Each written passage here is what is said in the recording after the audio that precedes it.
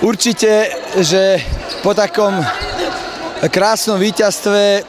každý tréner si rád vychutná tieto chvíľky šťastia, tak ako aj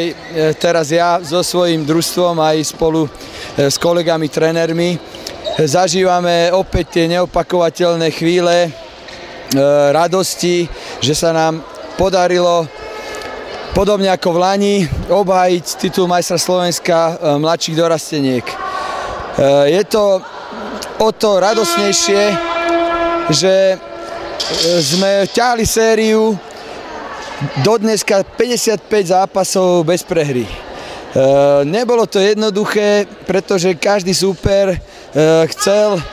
toho žolíka nám vyťahnuť a chcel nás pripraviť o tú neporaziteľnosť. Dievčatám patrí skutočne pochvala, obdiv, že dokázali sa psychicky vyrovnať s touto ťarchou a ani v tých záverečných zápasoch, semifinále a finále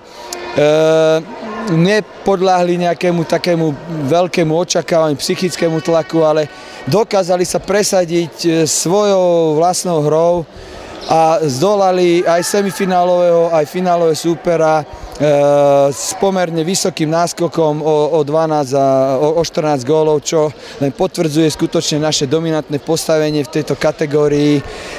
už teda viac rokov a ja som veľmi rád, že máme takúto generáciu dievčat mladých, perspektívnych, mnohé z nich sú reprezentantky a je to veľká nádej aj pre nitriansku ženskú hádzanú, ktorú takisto chceme posunúť na tie pozície, ktoré v minulosti mala.